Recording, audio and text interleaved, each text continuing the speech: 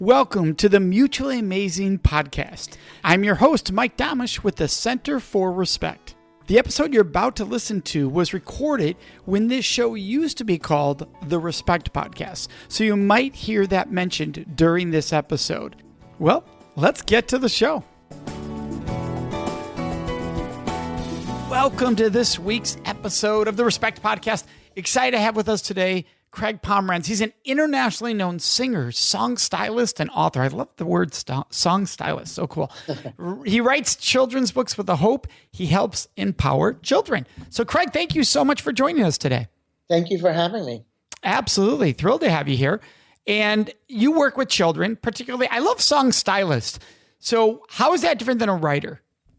Well, a song stylist is basically someone who, it's all about interpreting the material that you're doing. So whether it's a pop song or an old song, it's about telling the story in a song is what I do. Oh, very cool. So storytelling through song. I love it. Exactly. That's what I believe all singers should do. So I agree. I mean, the songs that stick with us, right, that emotionally attach to us, there's some story we attach to, some language in there that we're attaching to that connects to some past history of our own. When I think of singers like Prince, when they passed away, and people go, why is it so emotional for some of us? And it's not that we knew the singer or that we went crazy for the singer. It was that song at that time in our lives has a memory attached to it. Like, I remember the tough times of high school, junior year, those kind of thoughts. And that's what it's taking us to. Well, it's one of the great experiences of singing live in front of people is, as wonderful as that is, it's always afterwards when someone comes up and you've touched that one person who says, that song meant so much to me because something in my life happened, and they remember it. And it reminds you of why you do the work you do. It's wonderful to just sing and entertain and do that for a living, but it's even more wonderful to know you've had an impact on one person. So, Craig, who is the most common audience you perform in front of? It's a wide demographic, not only because the age range is different, but because in different cities, if I'm in London, it's very different than I'm singing in Chicago. Absolutely. So is it because you write children's books? The reason I ask that question is some people could think, oh, he only sings for children. So that's why I wanted to say, what's the demographic? How can it vary? Yeah, I don't really sing. I sing in nightclubs. So in general, no one under, 14 is allowed in a club. Although I encourage people to bring younger people because I want to introduce them to the great American songbook that I know. So one of the great experiences I have is being able to mentor young people to hear songs that they will never hear, except for the obvious ones like Over the Rainbow from The Wizard of Oz. But and the Great American Songbook goes all the way, even the Beatles, because they're so big on other kind of music. So I like to introduce them to expand their knowledge of what music is. I love that. And how do you feel that respect plays a role in music? It's so layered. I think that not only because you start to, I think respect is all about, and you can help me with this because this is what you do, but I think respect is all about understanding and getting information on an intimate level so that when you understand what you're hearing musically, the words and the story that it's telling, and then you can relate to it and you understand it, and therefore you build respect around it, which is what books do and hopefully what we do anyway. When we look for respect, a lack of respect is usually ignorance on a topic or ignorance on somebody. You don't know who that is. You don't understand it. So the more you understand, then the more you can respect that person or that idea. I love that. And there are people who say, there's music from certain genres or certain artists that is very degrading and disrespectful. And some people would argue, well, actually, they're telling the story of where they came from. By them telling that story, you could hear it as promoting violence or promoting degradation, but they're speaking of a reality they were raised in. And therefore, you're not respecting their world by just saying you can't talk about the world you grew up in. You can't speak that way. So it's an interesting discussion that can happen. It's a hard one because you fall on, a lot of people fall on either side of that topic.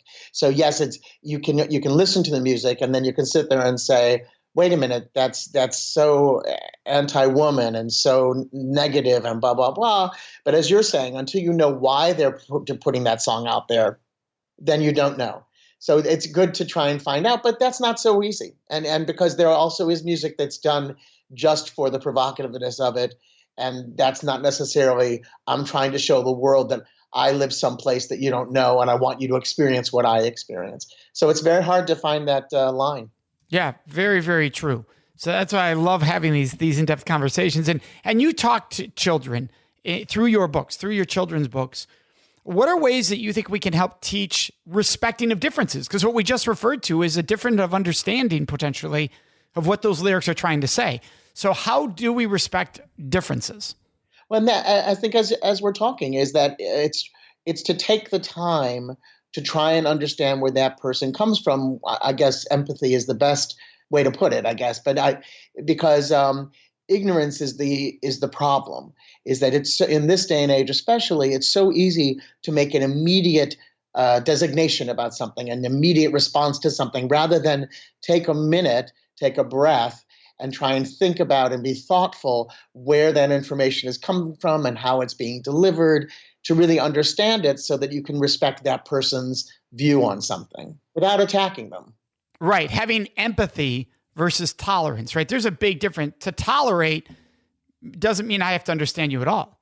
I actually don't like the word tolerance. Same here. That's what I'm saying. I'm not a fan of it because it doesn't mean I have to understand you. It just means I tolerate you, which is not a kind place to be at all, really. No, it's absolutely. I find it very negative, and it's like I don't really have to know what you're about. I'll just tolerate your existence for whatever reason, because it's immediately it's okay. I'm supposed to, or I should, or something, rather than start to really understand how things differ.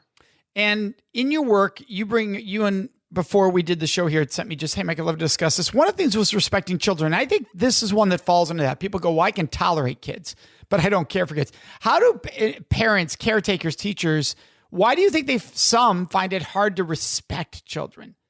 Like they love children, but that doesn't mean they respect children. Which is a false understanding of love. But they'll say, I love my kids, but man, they seem to struggle to respect them or give them respective boundaries. I don't believe that things change. I think human nature is human nature throughout time. But society changes, and the expectations change. And they're actually quite cyclical. Sometimes we're a lot more sort of evolved in our ideas and a lot more liberal, and sometimes more conservative for whatever reasons. But what I find really hard at this point is we seem to be at least parenting and caregiving in a world that seems so dangerous. It seems to be a problem of protecting a child, which is not necessarily respecting a child. And you can't, the other issue that I try and tell parents, which I often laugh at this, since I, of course, love giving advice to parents since I have no children, but you can't protect a child really, and you have to let them experience life. But we live in a very sort of perceived dangerous society, just look what happened yesterday. So everyone wants to protect the child from danger, but then they also don't realize that they keep them, not always, but they can keep them from learning and growing and understanding who they are in their own skin, because they've all these people surrounding them saying, no, no, no, no, no, or be careful, be careful, be careful, and rules that don't necessarily apply to them as they grow older. And it's important for our listeners to know, because the show can air months after we record, that what you're referencing there was another school shooting. So unfortunately, this could play 3 months from now, and you could reference that saying yesterday, and it's possible one happened. It's a sad state of grace we're in now. What do you think when we talk about that, respecting children? And I agree with you. I do parent programs all over, and I say, look, the one thing you have to understand as a parent is you don't have control. Like, you build the foundation, and then they build the house. You don't get control how that house is built. And if a parent ever says, well, I've got control of my kids, okay, either your kid's not old enough to tell you what really happened when they were 18 or 17, like when they get to 28, they go, well, let me tell you what really happened, right? So even parents who think you're hearing everything, there's still something they're keeping privately because they're an individual, a private human being. But yeah, or you're highly misleading yourself that you have more, that you're so control-oriented that you believe you have it. When the fact is, You just don't. They're their own human being. If you had total control, then every child would be exactly like their parent because they would make all the same choices a parent make because a parent have total control. We know that's not true. You don't have control. That is so true, and that is so difficult. It's easy to say, and we should be trying to learn how to communicate with each other as well as our children, right? But the problem is communication means different things to different people. And it's very hard for some people to communicate things when they don't feel trusted, when they don't feel respected, when they feel like, oh, I'm going to make that person angry.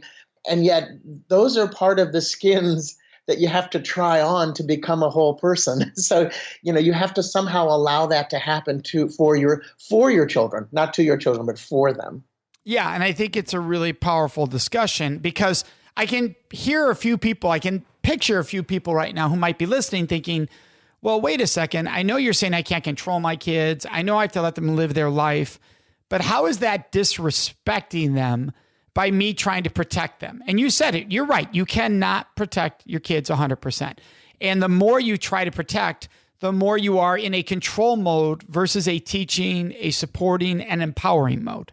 And I think in general, parents have the right idea that they intellectually, they understand guide and let go. This is what I'm doing. I'm guiding you. I'm giving you some parameters, and then I have to let you go. But the letting go is very difficult, especially and when in general, and I think in general, when kids start to become teenagers and start to have their own say and start to rebel just for their own sake, you start to lose track of like, wait, I'm going to guide you harder. The guidelines are closing in. Instead of allowing them to, as long as they're not hurting themselves, you have to let them explore what life is for them and how different it may be from who you are. Yes. And it's tough. I mean, what you said there is so brilliant that the more they push back, the more we want to grab control. I certainly made that mistake at times as a parent. And it's interesting with every child you learn, right? So some kids will go, oh, the youngest was treated differently than I. Yeah, because I made mistakes. And that's where parents fail to admit that. Like, yes, you are correct because you taught me this lesson that I didn't want to repeat the mistake of again going forward. And in some ways that sucks, right? Because they went through the harder part of it by me not understanding fully. But other times they were able to do things their younger weren't because we also didn't have the education on what was happening. So there's a bending back and forth in every direction. Well, because it reminds you of yourself. So it's like you go through these things, and if something positive or negative happens, it reflects on what you remember as you were a kid, and you start to think, well, my feeling, I want to either protect them so that they don't feel as horrible as I felt, or I want to make it better for them because I didn't get what I wanted, was what I perceive as what I wanted when I was praised. And you have to, it's hard. That's hard because you really letting go and letting them have these experiences on their own is a difficult thing. Yeah, it's powerful. So how do you help a child's voice be heard? Well, if it's a young child, you go down to their level physically and you look at them face to face. I think that's a really important, very specific issue. And as far as, that would go for any child, but you look at someone face to face and you listen to what they say. And you have to, before you respond, you have to allow them the right to say what they have to say and see if you can understand and question them which I think a lot of parents, it's hard because you don't want to invade privacy, and a lot of kids don't want to divulge their privacy.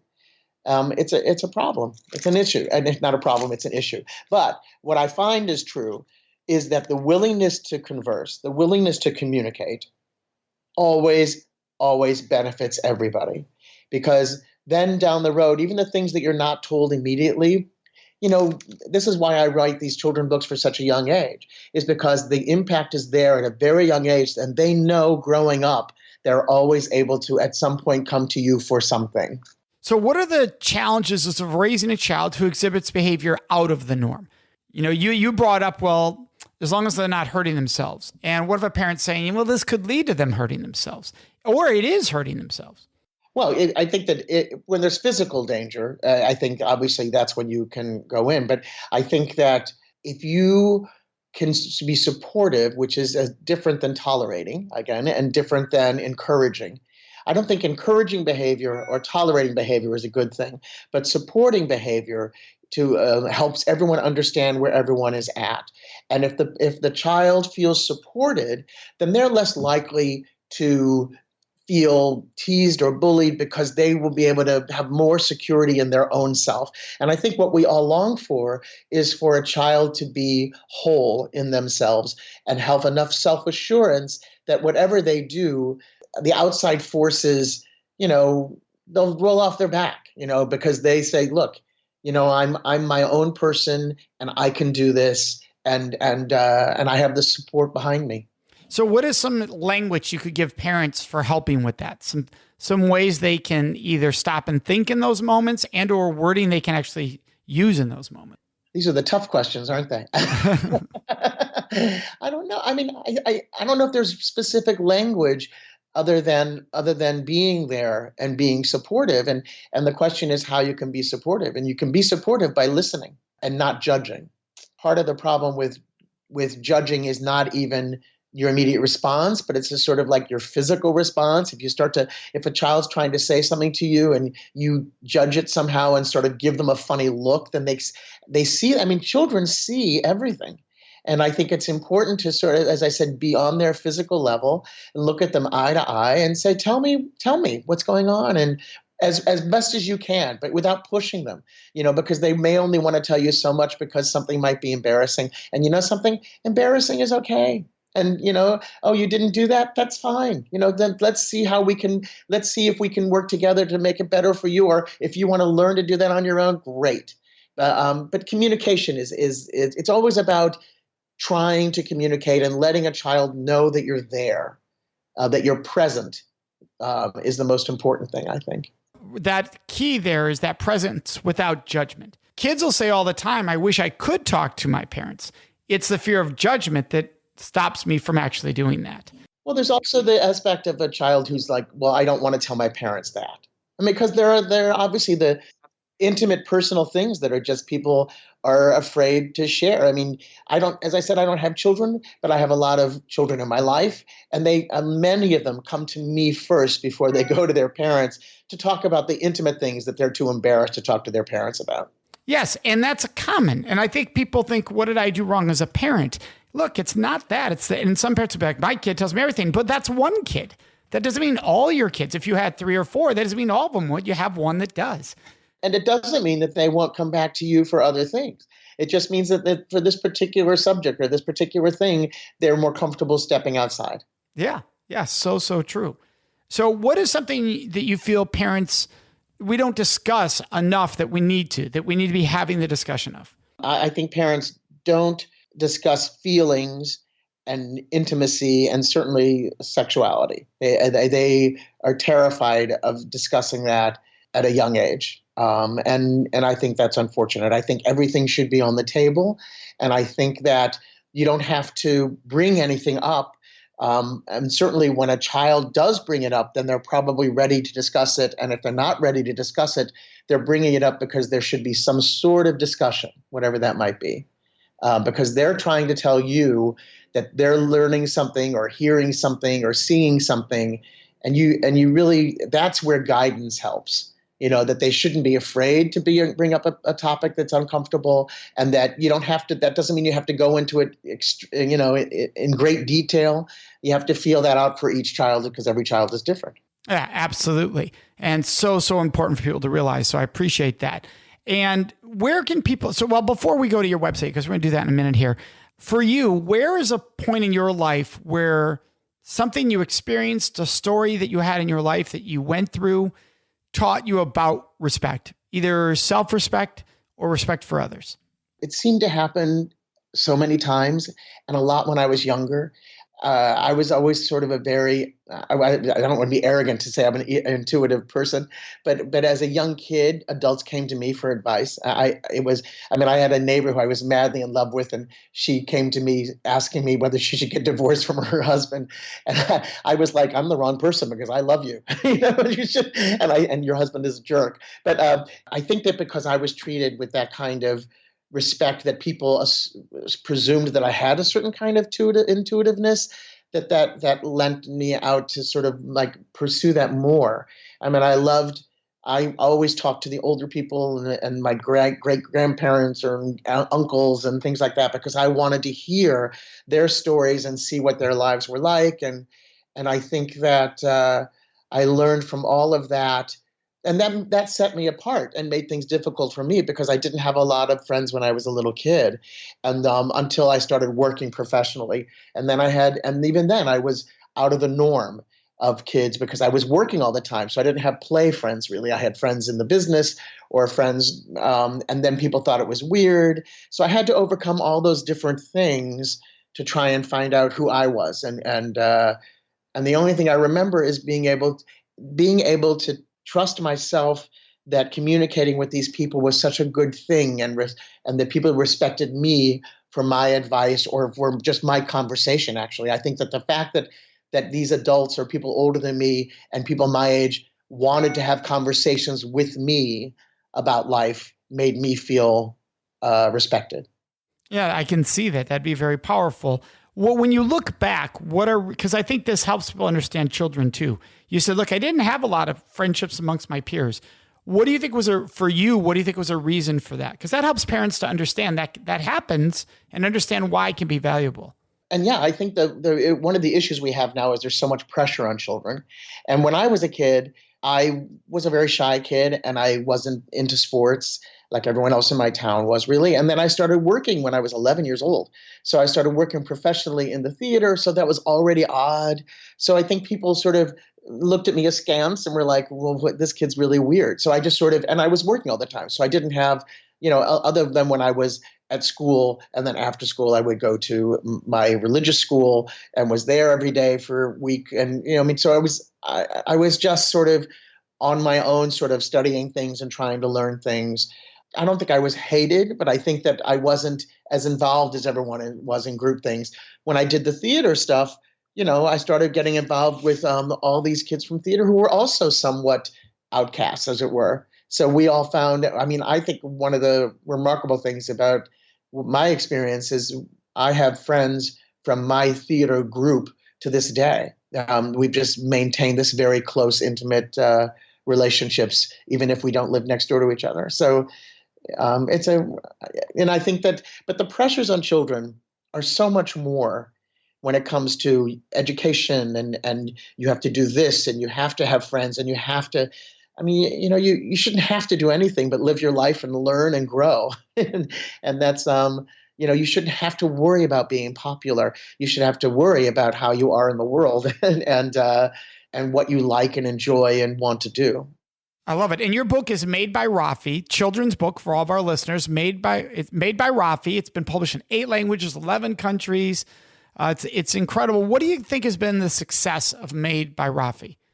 I think the success is that because everyone has felt different at some point in some time. And one of the interesting facts is the fact that this book is in 11 countries and 8 different languages tells you that it crosses all cultures and that human nature is human nature, that we all feel different at some point, at some time, and that if we can find a way to be ourselves, our whole authentic self, whatever that means to you, you can have a really nice life, and you can overcome a lot of the stresses that we all feel all day, every day. Well, I want to thank you, Craig, for joining us. I want to make sure our listeners know where to find you. Now, of course, in our show notes, we have all the links, but it's really as simple as CraigPomranz.com. And Pomranz sounds just like it spells just like it sounds, Pomranz. So Pomranz, Pomranz, CraigPomranz.com. Thank you so much, Craig, for joining us. Thank you. And thank you for the work you're doing, because I think it's very important. Well, I appreciate that. And for all of our listeners, you know what's coming up next. That is the question of the week. This week's question is, Mike, what was it like growing up in your home and in your family? It's a personal question, obviously, and it's one I'm very comfortable answering. And I'm grateful for the parents and the sisters that I grew up with. I'm very grateful. And I know not everybody has a situation where they feel gratitude about that. And so I very much appreciate and understand that. I grew up in a home with two parents who were role models for really believing in what you're trying to achieve and going for it and really working to make that happen. My mom growing up was a very successful coach and she coached me. So I got to see her on a daily experience in club coaching, literally daily, and how she upheld what she believed in, her values and her core beliefs, and how she upheld that to her swimmers, and she was a swim coach, and to us, and how true that was at home. The alignment was consistent. I got to watch my dad continually be a leader in his industry and to see how he worked hard in what he believed in. And at the same time, he was also there cheering us on at cross country or wrestling or whatever sports I was doing. My sisters each were very successful at whatever they chose to focus on. They were all very successful athletes. Incredibly successful athletes. And so to watch that set a standard of excellence, right? And so it put down a foundation of working hard for what you believe in and creating that work ethic. And here's, if you do work hard, here's what can happen. And by the way, it doesn't mean that I worked that hard at the same age as they did at the same things. I wasn't the committed athlete they were. No way. Later in life, when I found my passion and my commitment, though, there it aligned and it showed. And I had a foundation from growing up that naturally just kicked in at that moment. I'm so grateful for that. And I'm so grateful that I was allowed to be me in my home. I was allowed to be goofy and silly and hyper and energetic and supported along that process. If I wanted to do theater, I did theater. If I wanted to do whatever interest I had, I once auditioned for a TV show called, it was a lip sync TV show back in the 80s to a song, Punk Polka, that a lot of parents have probably been looking at their kids like, what are you doing? And my parents like, okay, so incredibly supportive, of which I'm very grateful for. We'd love to hear your questions, your thoughts, and your ideas. And the best place to leave those with us is on our Facebook page at facebook.com/Mutually Amazing Podcast. Of course, you can always contact us on our website at mutuallyamazingpodcast.com. Remember to subscribe to this show so you automatically get it every week. And if you could, take one moment to leave a review. That really helps other people find the show, which we are greatly appreciative of. So thank you so much for joining us. May you make today and every day a life full of mutually amazing relationships.